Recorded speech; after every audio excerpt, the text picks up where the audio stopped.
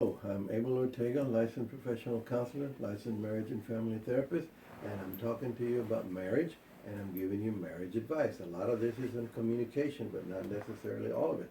We could call it communication, we could call it advice, but this is marriage advice, things that I have learned from reading the Bible, from counseling with many, many clients, and from being married myself 52 years and continuing.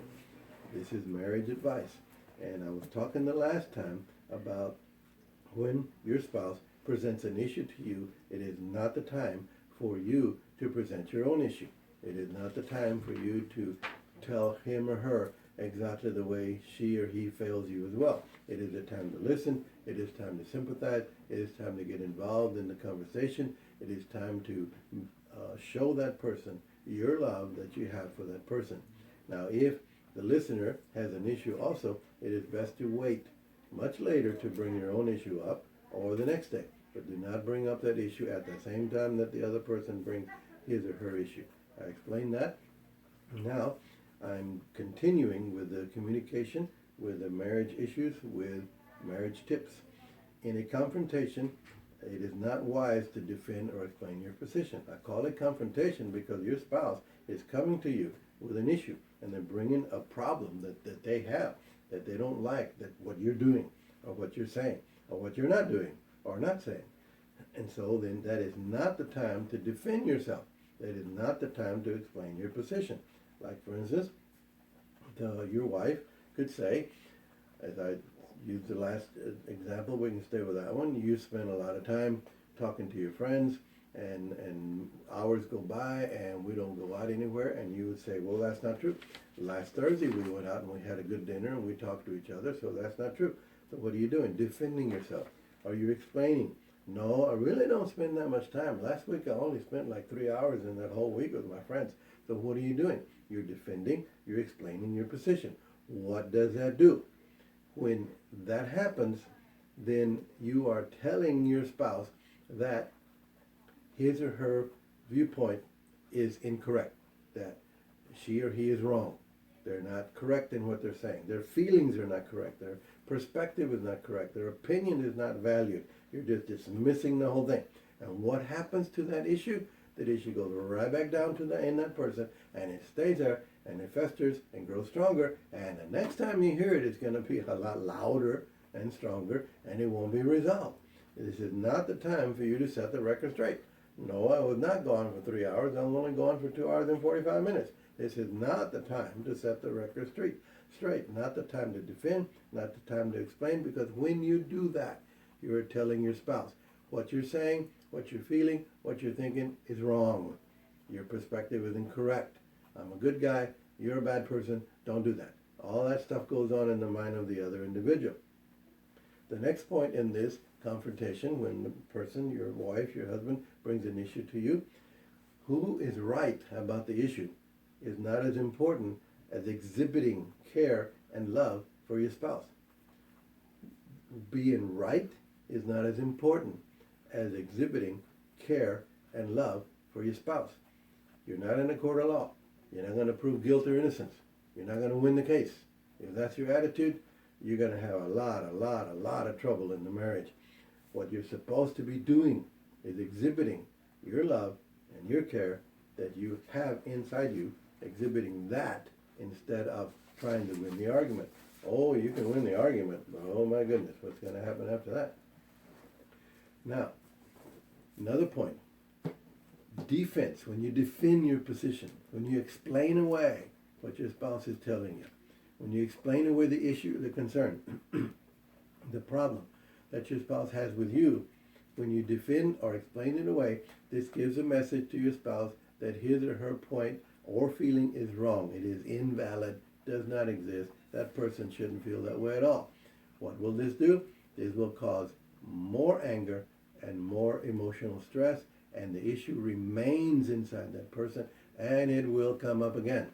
That's why some spouses say, I've been saying this for 10 years, and you haven't listened. Correct, because all you did was defend and try to explain it away.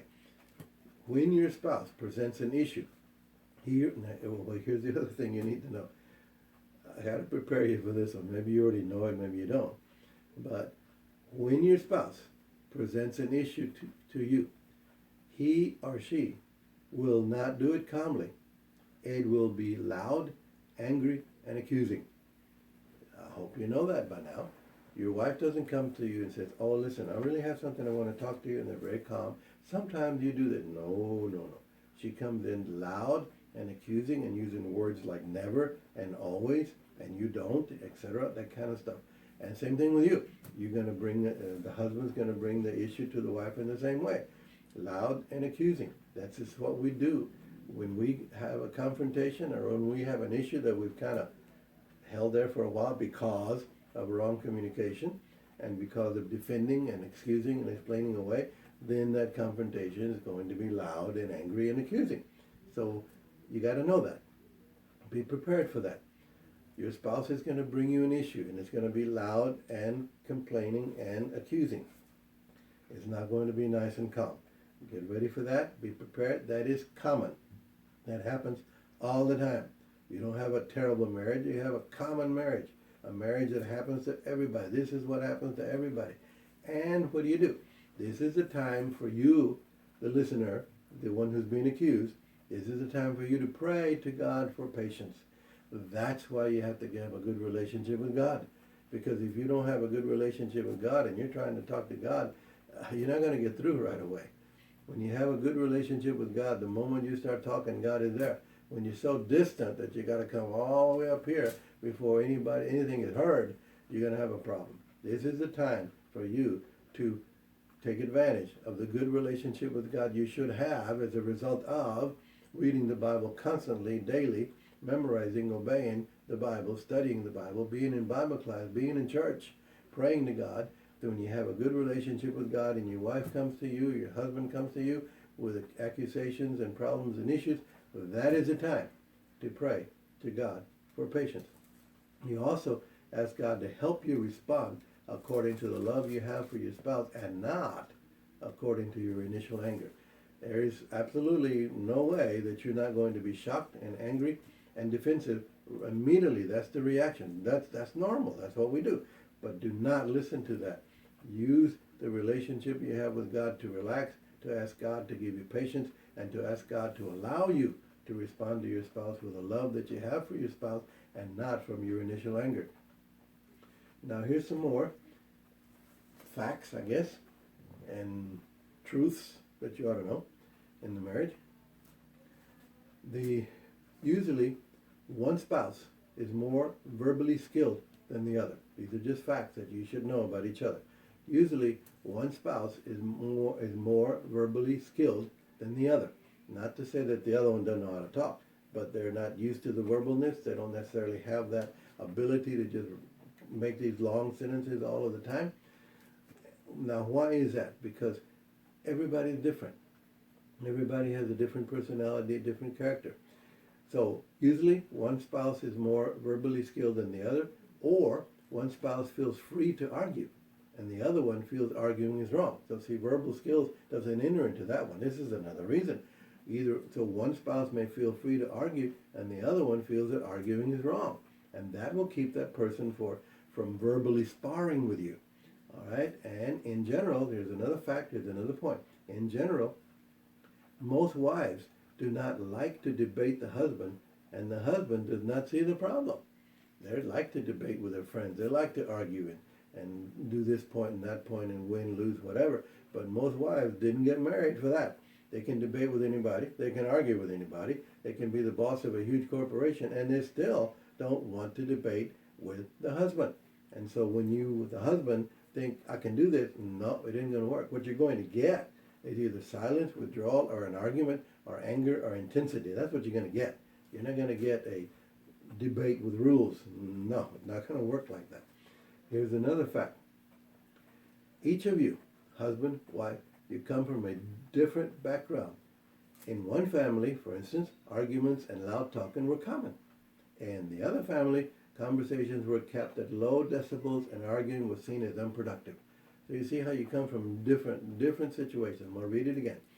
In one family, conversations were kept at low decibels, and arguing was seen as unproductive. In the other family, the arguments were common and loud talking was common, and they saw no problem with that. And so now you're together and now you clash. And the other one was, what is going on? Different backgrounds, different cultures, raised differently, different beliefs, different philosophies. That's why it takes a lot of yielding for you to become one flesh. You don't become one flesh just because you get married and have sex. You become one flesh through the yielding one to another. Now here's something that I'm just going to mention, and I'll expound on it at another time.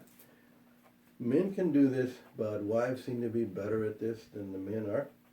A wife can emotionally withdraw from her husband so far back that the time comes that she doesn't care about what he says or what he does. At that point, husband, you have a tremendous problem. Emotional withdrawal, emotional detachment. I will talk about that. That warrants a whole YouTube all on its own. Now, to finish up, the Bible says in Luke chapter 9, verse 23 and 24, it states, if anyone will come after me, let him deny himself, take up his cross, and follow me. For if a man will save his life, he will lose it. But if he loses his life for my sake and the gospel's, he will save it. That is a truth in the Bible, and that means deny yourself. What is that? What are you saying? Don't try to win the argument. Don't try to come up on top on all these discussions. Yield to your spouse. Deny yourself. Deny your wants, your desires, your philosophy, your way, and select God's way, God's philosophy. Listen to the other one. Yield to the other one. Take up your cross daily. What does that mean? Crucify yourself, your way, your philosophy, your way, your thinking, and allow God to put in his thinking in you, and that will not occur without yielding to your spouse. Not arguing, yielding to your spouse. I don't know if you need more explanation on that, but that means that your spouse has a right to say what your spouse is saying, and that his or her thinking is valid and should be a part of your thinking as well. Giving up your way to accept the other person's way. That's yielding. Yielding your rights. Yielding your what you believe you're supposed to have coming to you. Luke 9:23 and 24. Read it and ask God to do that in you. You read it to God and you say, Heavenly Father, I want you to do that in me. I want to be that person. I want to be the person who denies himself. I want to be the person who takes up his cross daily and follows you. I want to be that person. So pray that to God. Ask God to do that to you. Read the Bible every day. Be in church. Be in Bible class. Pray constantly, and God will do a work in your life. So thank you for tuning in. Thank you for listening. I'm Abel Ortega, licensed professional counselor, licensed marriage and family therapist, owner of Ortega and Associates Christian Counseling. It's myself as a counselor and 2 other counselors right now. You can call us, text us at 605-5963 for information about our scheduling and our fees. Thank you. May God bless you.